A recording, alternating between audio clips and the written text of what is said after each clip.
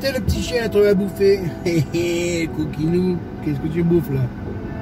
Ou un cuisse de poulet grillé, il a dû chourer ça à un resto. C'est qu'il a été prendre ça lui, cochon.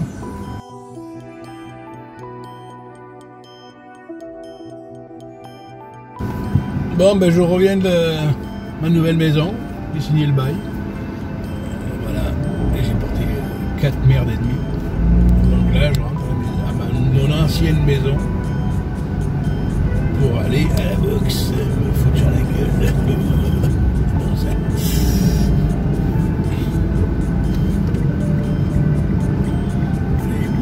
Les boulégas. Qui sont ils conduisent, en Thaïlande la conduite c'est quelque chose, ouais putain.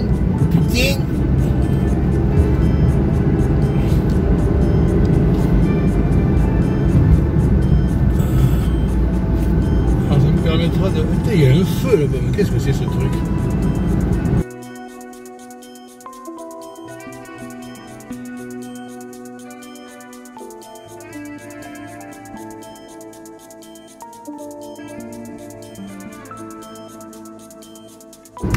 La clim, c'est une belle invention dans la voiture, hein, putain, parce que alors ici, hein, il fait 31 aujourd'hui. Et là, ça y est, la saison de la mousson elle tire à sa fin. Ça fait au moins 3 jours qu'il n'a pas plu des torrents d'eau sur la gueule. Et là, maintenant, c'est la chaleur torride qui arrive. 33 en moyenne. Je vais remonter jusqu'à 40. L'année dernière, la mousson, elle a été tranquille. Mais alors cette année, on a pris sur la gueule. Au même titre que les brûlis. Cette année, ça a été une catastrophe. Et donc j'ai hâte de la nouvelle maison parce que on est beaucoup plus loin de la montagne. Et en Thaïlande, il n'y a pas de vent. Donc, quand on habite au pied d'une montagne, si petite soit-elle, la pollution elle stagne. Et donc, on baigne dedans H24. Et cette année, les brûlis ils ont commencé janvier, voire même qu'est-ce que c'est ça, janvier et par là et sont terminés avril quoi. C'est pas mai. Donc carrément 3-4 mois à plein pot dans la pollution qui était vraiment très très épaisse. Putain mais là ça brûle grave là. Partie de Chiang Mai, c'est pas ce qu'il y a de mieux pour tout ce qui est commerce. C'est pas mal tout le long de du Canal Road, là, il y a un canal en dessous, là, on voit pas là, sur ma droite là, qui sépare les deux voies. Et, tout ce long là, fait, vers chez moi, de l'université jusqu'à mon ancien chez moi, c'est administratif, c'est que des trucs genre la voirie, des écoles, la mairie, l'armée, des casernes, des champs de tir, des hôpitaux. Donc il n'y a pas... On veut aller au 7-Eleven, il faut prendre la voiture. Il faut rouler 10 minutes. Il n'y a rien. Et vers la nouvelle maison, autour de la nouvelle maison, il y a quelques trucs. Il y a un marché, il y a un temple, il y a... Dans le village même, il y a quelques petites échoppes, alors que là où on est actuellement, il n'y en a qu'une. Bon, ça va, hein, mais il n'y a pas grand-chose, mais au moins il est ouvert du matin jusqu'au soir, 7 jours sur 7, d'ailleurs. Il n'a pas d'avis, ce mec, mais enfin bon. Donc on verra. Moi, idéalement, j'aurais aimé habiter à Pham, mais bon, on n'a pas trouvé de maison disponible dans ce quartier-là. Enfin, la seule qu'on a visitée, elle était exiguë, non meublée du tout, et au fond d'une ruelle extrêmement étroite avec tous les gens qui se garent un peu n'importe comment. Donc, la galère pour sortir de chez soi et tout ça, c'est bon. Bon, même si les Thaïs sont très gentils et qu'ils ne te bloqueront jamais pour sortir de chez toi, c'est quand même un peu la galère. Puis la maison en elle-même, elle était sombre, tout ça. Mais sinon, le quartier était vraiment génial. Des tas de petites échoppes thaïlandaises de partout, c'était vraiment très pratique. Tu pouvais faire toutes tes courses à pied, quoi. Là c'était génial. Alors que là, dans le nouveau, bon, il y en a quelques-uns, mais c'est rien comme ça. Comparé à Pham, c'est rien. Mais la maison est bien, donc on verra. Hein. De toute façon, avec ma femme, on s'est on s'est donné une dernière année sur Chiang Mai pour savoir vraiment ce qu'on veut faire. Soit on s'établit définitivement sur Chiang Mai, soit moi j'aimerais aller sur Bangkok parce que pour la musique c'est mieux et puis c'est quand même plus cosmopolite parce que la Thaïlande en dehors de Bangkok c'est très rural quoi, hein. Même Chiang Mai qui est la deuxième ville la plus grande de Thaïlande c'est un gros village quoi. Il n'y a aucun accès à aucune autre culture que la culture thaïlandaise, il n'y a rien. Alors c'est ce qui fait son charme quand on y vient en tant que touriste, mais c'est ce qui gonfle très rapidement quand ça fait plusieurs mois qu'on y est. Quoi. Et moi, la première année, j'ai trouvé ça parfait, et là, la deuxième année, j'ai commencé à sérieusement m'emmerder. Surtout en plus, avec le Covid, ça aide pas, car tout est fermé. Alors la première année en 2020, quand c'était la galère en Europe, nous ici, on était tranquillou. Enfin, tout était fermé, mais il n'y avait pas de Covid. Il y avait 21 cas sur l'année, quoi. 21 morts ou 21 cas, je ne sais plus, la France en fout. Et là, cette année, ça a l'air qu'on déguste beaucoup plus que l'Europe, que le reste du monde. Là, maintenant, c'est nous qui prenons sur la gueule. Et en plus, absolument tout est fermé. Donc, quand on va aller quelque part, on fait de la route pour se trouver dans un truc fermé. Donc, là, j'ai commencé à sérieusement m'emmerder. Mais aller sur Bangkok maintenant, déjà c'est impossible. Bangkok c'est pire, c'est le pire endroit de la Thaïlande pour aller en ce moment. Tout est fermé, les salles de sport sont fermées, les restos sont fermés, tout est fermé.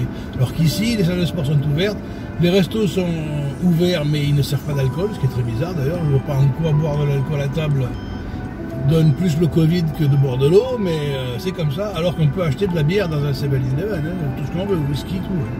Il y a quelques mois non, mais maintenant on peut. Mais on ne peut pas dans un restaurant. Pourquoi? Mystère.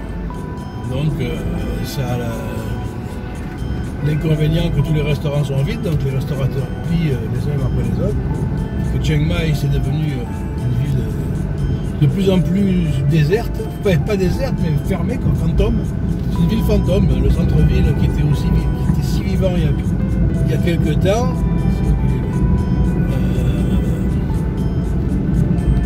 C'est mort, il n'y a rien, il n'y a plus aucun night bazaar, ils ont tous fait faillite. Le marché du samedi, le night market dans la vieille ville, il est fermé depuis des mois, il n'y en a plus. Il n'y a plus rien, quoi. Ces gens-là, quand il y a le Pantit Plaza, c'est une grande surface de 4 étages, il n'y a plus rien. Avant, il y avait des centaines de commerces, maintenant il n'y en a plus un seul. Il n'y en a que 3 ou 4 en bas qui survivent comme ils peuvent. Ma banque, la banque qui était au coin de Pantit Plaza, dans même du Pantit Plaza, ben, elle a déménagé, il n'y est plus. Donc, le building en entier a fait faillite. C'était une grosse grande surface de 4 étages. Enfin, une petite grande surface de 4 étages qui a fait totalement faillite.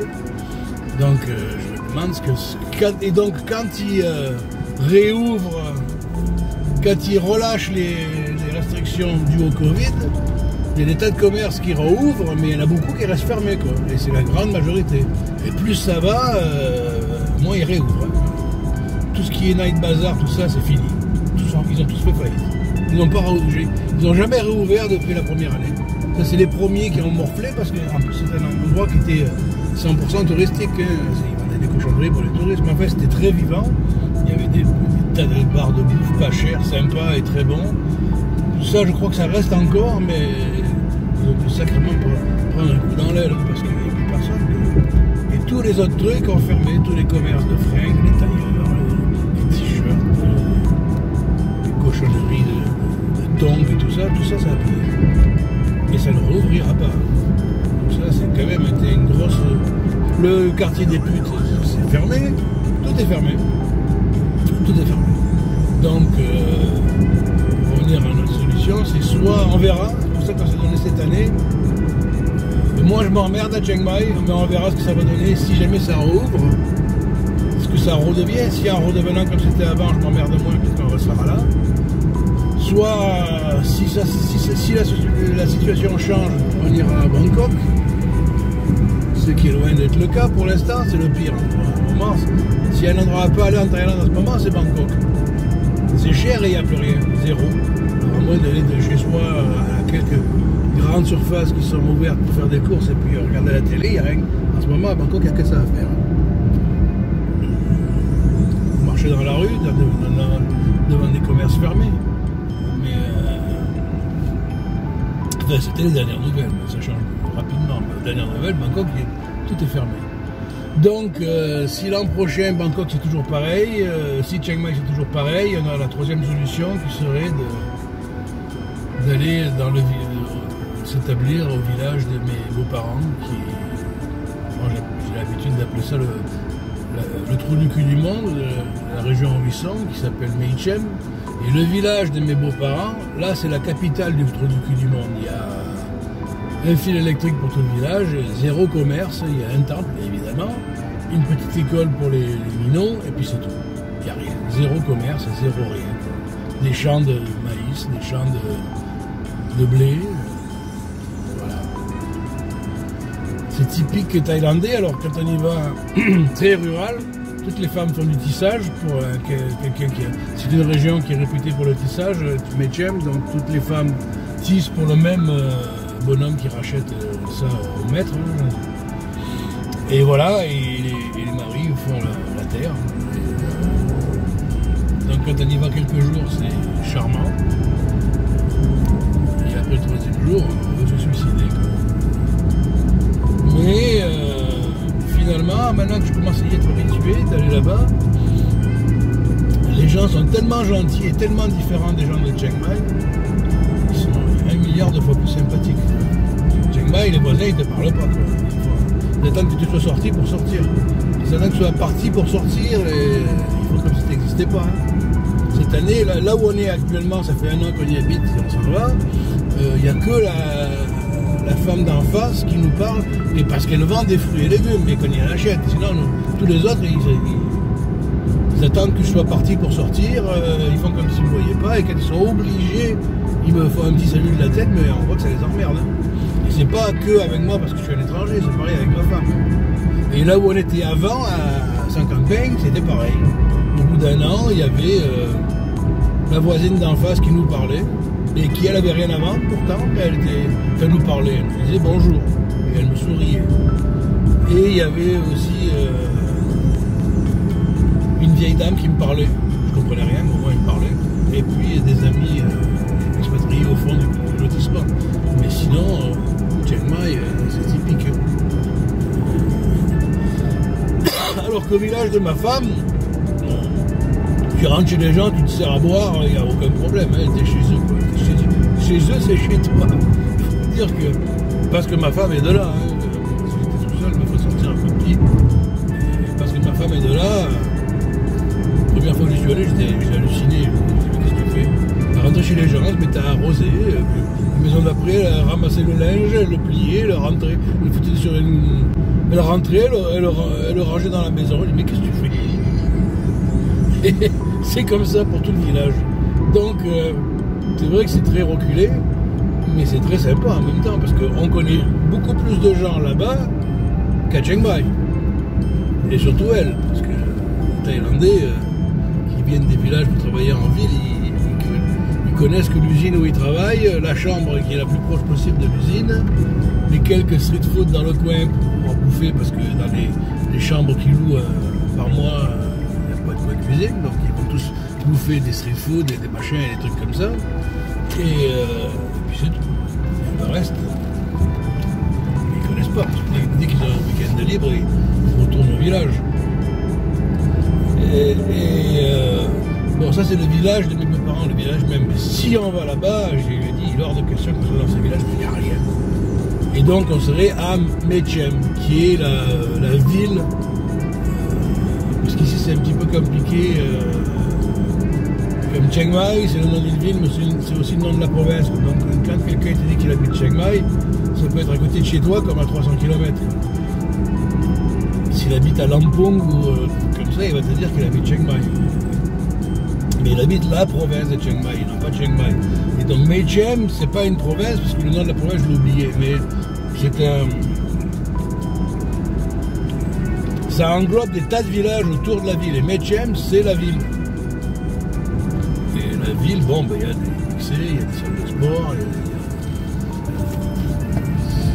bon, c'est mortel hein, comparé à Chiang Mai, mais... c'est une petite ville, quoi. C'est une petite ville reculée, très rurale. Et surtout le problème c'est que c'est tellement... Si tu as juste 150 km de Chiang Mai, donc 150 km c'est rien, mais le problème c'est que c'est dans les routes de montagne. Et donc il faut entre 3h30 et 4h pour y aller. Il n'y a pas moyen d'aller plus vite. Et en plus les gens ils roulent comme des chaubards. C'est des tas de lacets, on tourne tout le temps. Et où ça monte, où ça descend, et les mecs coupent les virages en aveugle comme des barjots avec des pick-up. Chaque fois que j'y vais, je vois des pick-up dans le fossé renversés en des morceaux. Alors ça fout un peu la trouille.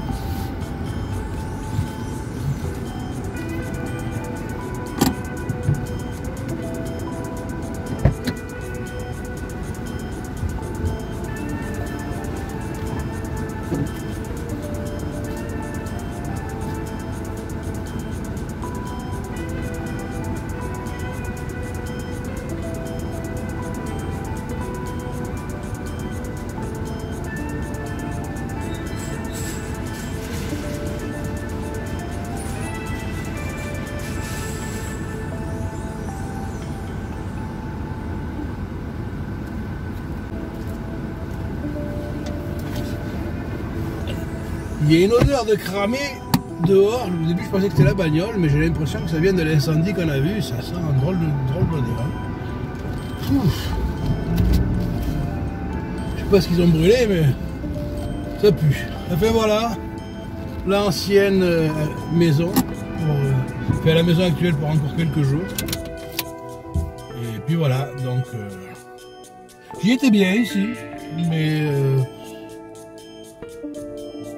je suis bien content de partir, parce que cet espace à tondre, qui sert à rien à part le tondre, les seules fois où on y va, c'est pour le tondre. Ici, tout ce qui tombe, il faut tondre toutes les 2 semaines. Et quand tu tonds toutes les... Là, ma femme, elle a tondu il y a 3 jours. Regardez comment ça a déjà repoussé. Donc, à part tondre, vu qu'on n'a pas de on a du vis-à-vis énorme de partout, on fait rien dans le jardin, parce que tout de suite, t'as les voisins qui te regardent. Alors, tout le monde s'évite. Donc, personne ne fait rien dans les jardins, parce que... il y a le voisin d'à côté qui va te regarder, donc tu vas pas te faire bronzer. Enfin ici ils sont pas bronzés, hein, mais en fait, tu vas pas pique-niquer, tu vas rien faire parce que on est à la vue de tout le monde.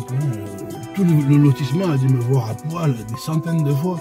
Parce que la fenêtre, l'entrée de la maison, elle tombe direct sur la rue. Et puis voilà, sinon bon j'y étais bien, hein, mais bon, là je vais payer moins cher pour, on dirait, mieux.